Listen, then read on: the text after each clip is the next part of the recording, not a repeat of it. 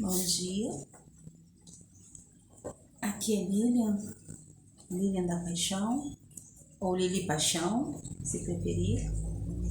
E hoje eu vim fazer alguns esclarecimentos a respeito da dinâmica familiar nessa situação em que a minha mãe vem a óbito e precisa ter essa coisa de processo de inventário, né? Precisa ter partilha, precisa ter divisão de bens. Isso não é nenhuma novidade, todos nós já sabemos que as coisas são assim, mas nós podemos fazer tudo com civilidade e decência. Então, uma coisa que eu quero desmentir logo de uma vez, logo de cara, é que a pastora, ela sempre deu valor aos filhos dela. Sempre deu valor aos filhos dela e ela criou os filhos dela. Então,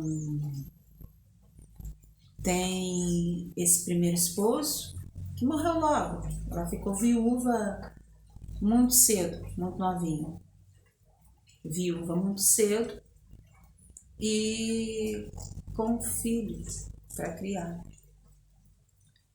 E aí é quando ela conhece esse senhor, com quem ela vem a constituir uma nova família.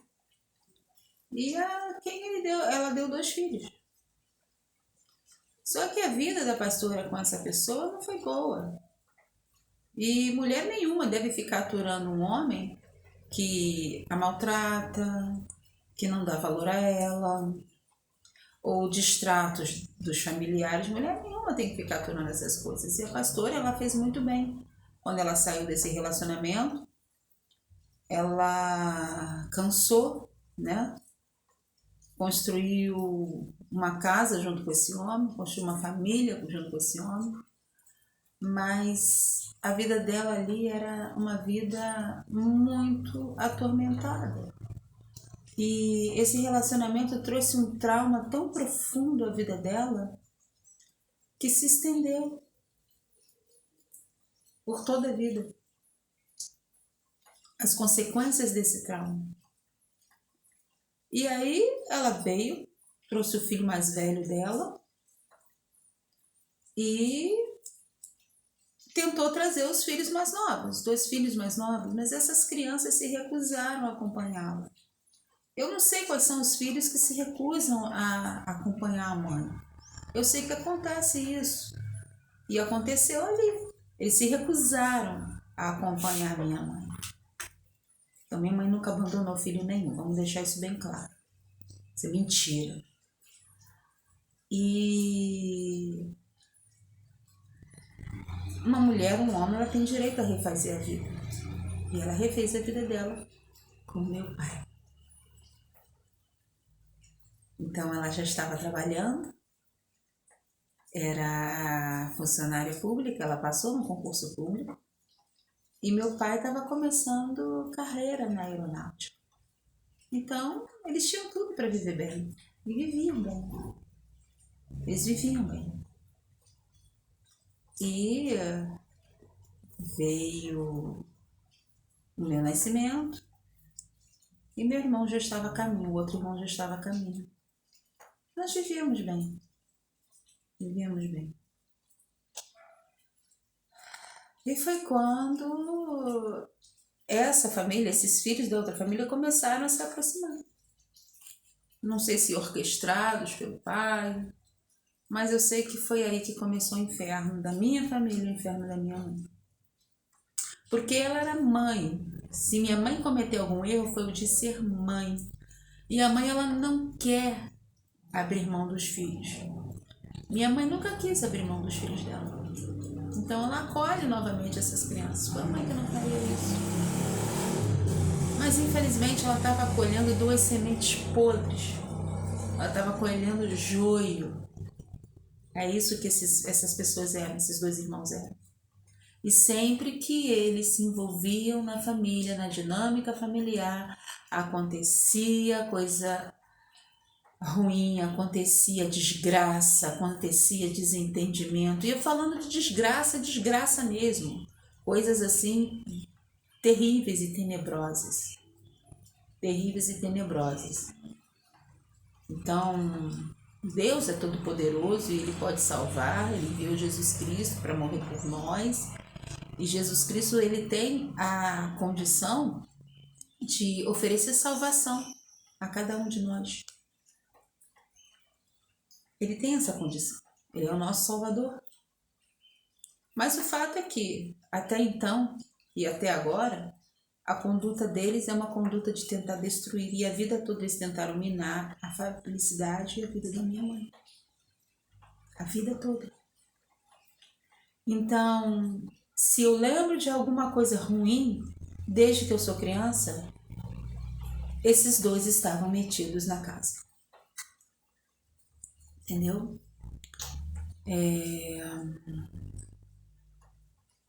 Eles não tinham respeito por mamãe. E mamãe, às vezes, não conseguia lidar com essa situação por conta desse trauma, né? E porque eles não queriam fazer parte da família. Eles não queriam estar ali junto da família. Eles queriam destruir. Então, tudo que eles faziam era para destruir.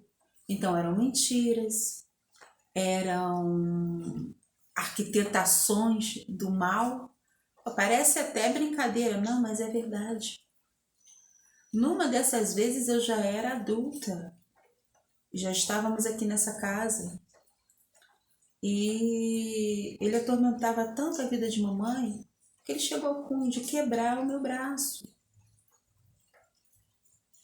Ele torceu o meu braço até quebrar num golpe de jiu-jitsu. Ele torceu o meu braço até quebrar. Minha mãe tentou pôr panos quentes, foi quando eu saí de casa. Porque até então eu nunca tinha largado minha mãe. Mas isso eu já tinha 27 anos de idade. Entendeu? 27 anos de idade. Porque ele era assim, quando eu era criança, havia os espancamentos. Muitos espancamentos. Entendeu? Terríveis. Houve coisas que eu posso falar em outro vídeo, mas coisas que vocês vão entender se vocês lerem um livro que eu tenho publicado. Então, esse cara que é nutricionista, ele, para mim, é o joio no meio do trigo.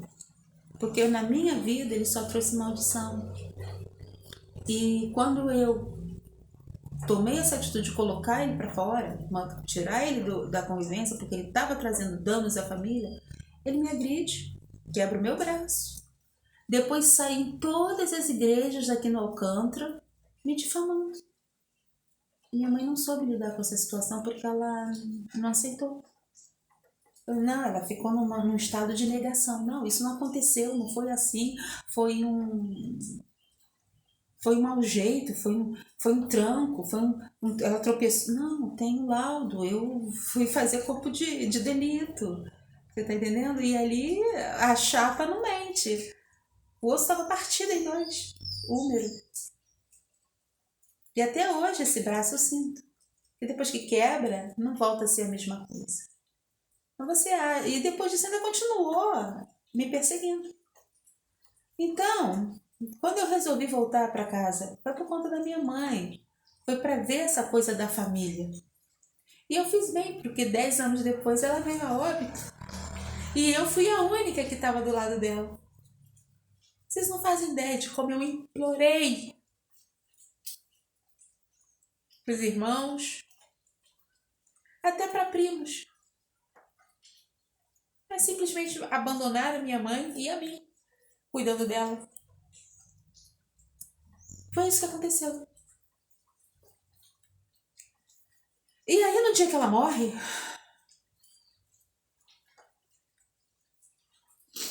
vou editar não, vai ficar assim mesmo.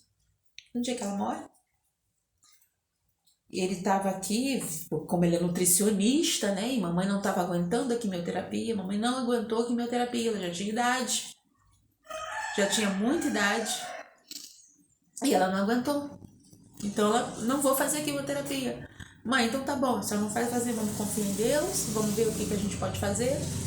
Mas é que quando chegou esse diagnóstico, a doença já estava muito avançada. Gente, uma hora todo mundo morre. Se alguém que tem dúvida de que tudo que é vivo morre, então uma hora a pastora ia morrer mesmo. Como todo mundo morre. Então morrer não é pecado. Quando a pessoa morre, quer dizer que ela morreu. Foi só isso. Não é porque estava fazendo alguma coisa errada ou deixava de fazer certo. A pessoa morre porque tudo que é vivo um dia morre. Então, assim, eu saí daqui com meu irmão caçula, vamos tentar resolver tudo junto. Mas, assim, eu já estava muito cansada. E ele também estava... Foi um momento muito difícil. Então, eu liguei para esse nutricionista, porque ele fez a nutrigenômica, né? Falei, olha, vamos lá. Eu não mandei ele chamar a mulher dele. Não mandei ele chamar a lesminha, de jeito nenhum, não mandei ele chamar a lesminha. A lesminha foi porque quis ir. Ou porque ele não estava em condição, ele poderia ter dito, olha, eu não estou em condições de ir, e não ir. Então já tinha feito o que? Contatado a funerária, né? O corpo dela já tinha ido, meu já tinha vestido ela, já tinha escolhido como é que eu ia arrumá-la, né? E foi ali, foi tudo muito rápido. Eu não tô acostumada a enterrar ninguém, a fazer esses preparativos, então eu fiz o que deu para fazer na condição que eu estava. Então a Lesminha começou a falar, se você quiser, eu vou no cartório, se você quiser, eu vou lá fazer. Mas não passou na minha cabeça quais eram as funções, ou melhor, as consequências disso, entendeu? Tem o tal do auxílio funerário. Era isso que ela queria. Porque essa mulher só trouxe danos também para a vida de mamãe. Ela estava inclusive processando mamãe. Então, tudo bem, eu estava cansada, você vê a certidão de óbito lá, porque fui eu que peguei a guia, era eu que estava no hospital com mamãe, todo dia eu ficava no hospital com mamãe, ia lá visitar a mamãe. Então a guia eu que peguei, tanto que eu tenho fotos da guia que eu enviei para a funerária, para eles poderem dar encaminhamento aos procedimentos. E aí a gente veio para casa, né? Foi quando ela começou a perguntar dos bois. Vocês acreditam que mamãe nem sequer tinha chegado à capela para o velório? E ela já estava me azucrinando o juízo por conta de uns boizinhos? Porque os bois era eu que criava. A mamãe comprou 5 boizinhos, 7 boizinhos, mas 2 vaquinhas morreram sem gerar prole.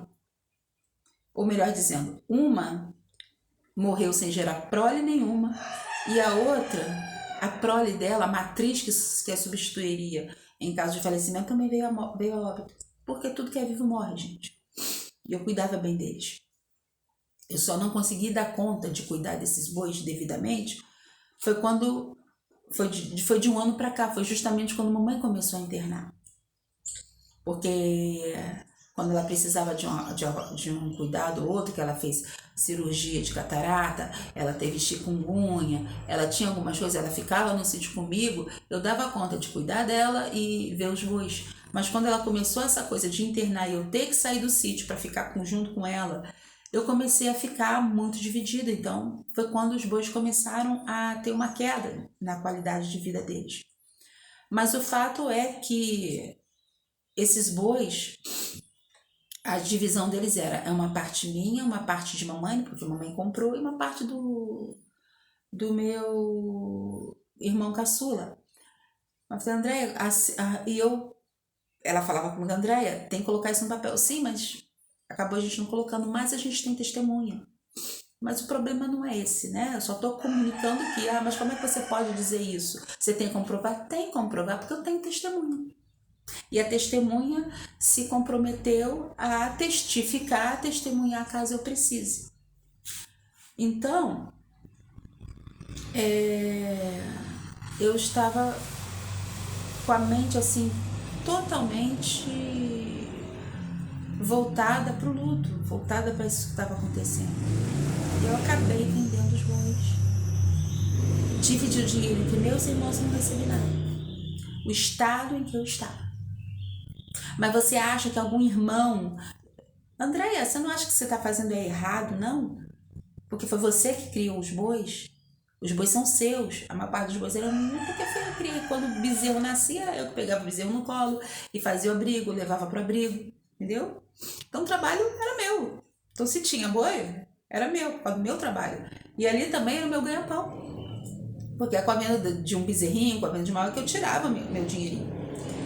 Eu sou psicóloga, mas até então, essa coisa da psicologia, eu tenho exercido de maneira filantrópica. Eu tenho exercido a profissão, mas eu não tenho cobrado pela profissão. Por quê? Até então, a minha profissão, na prática, é pecuarista. Criar boi, criar vaca, criar bezerro. Era essa a profissão que eu estava exercendo. Ah, mas você não estava exercendo psicologia? Estava exercendo. Em segundo plano, oferecendo orientação, entendeu?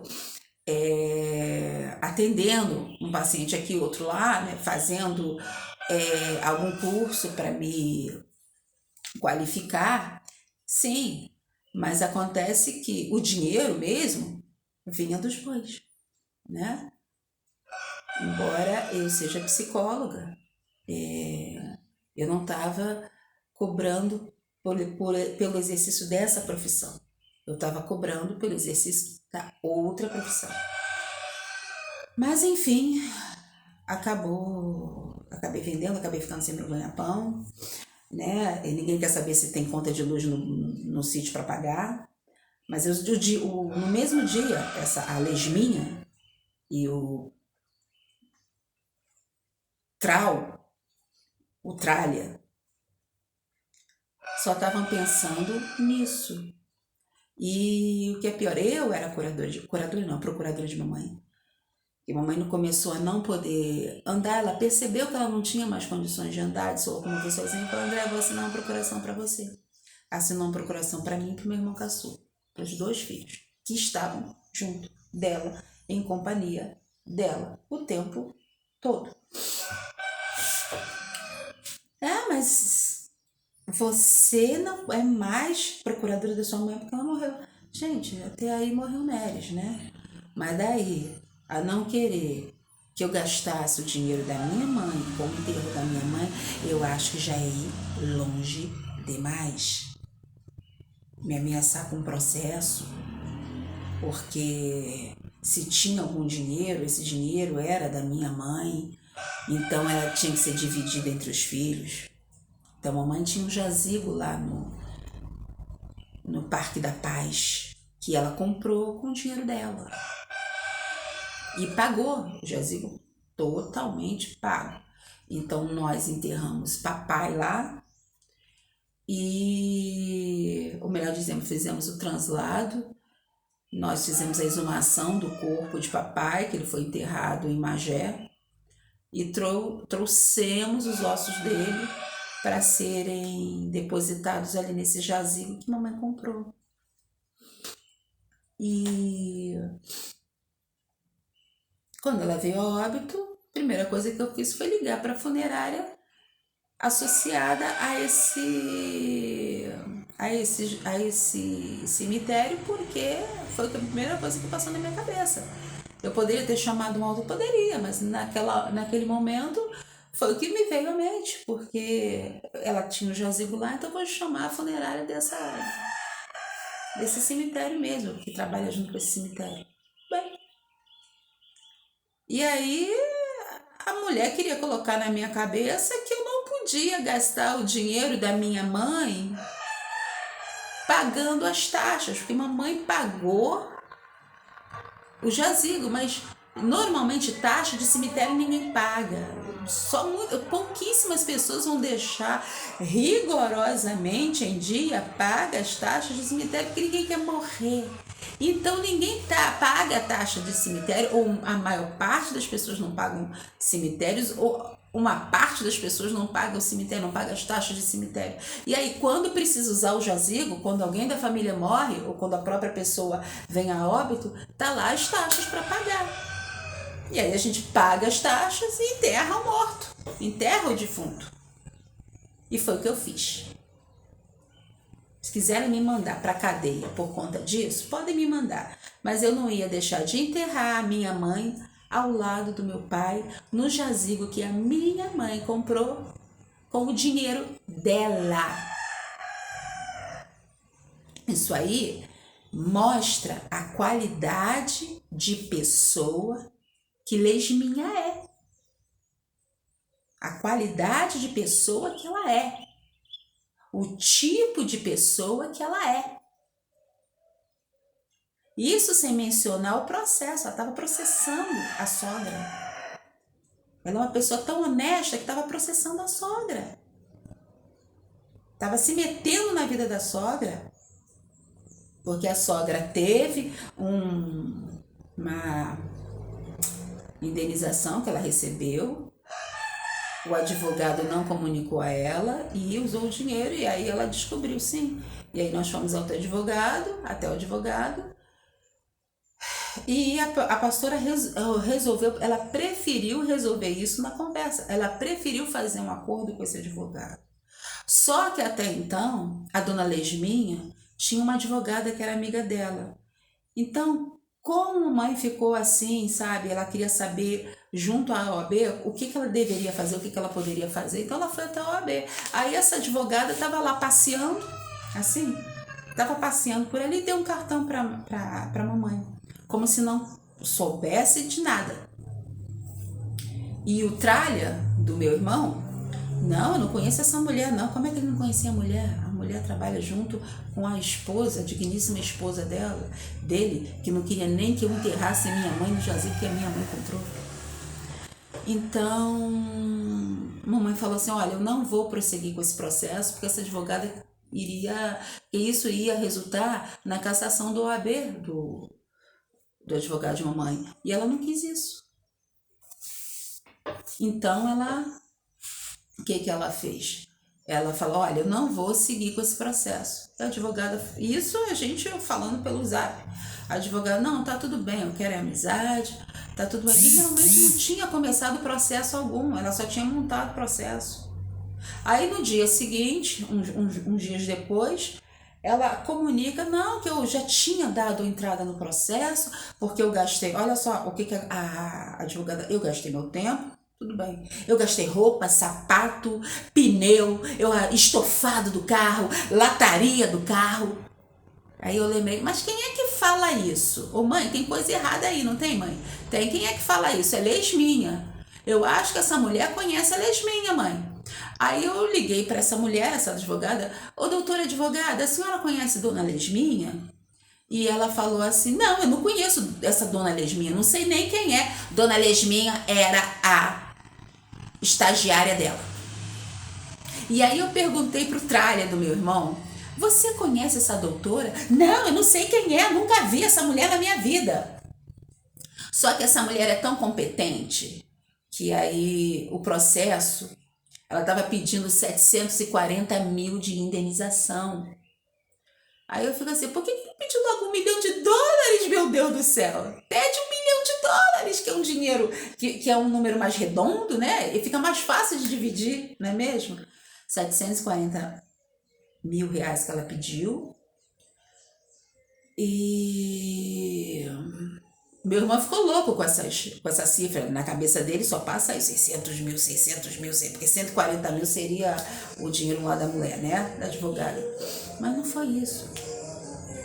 Não chegou nem a 300 mil a indenização de mamãe.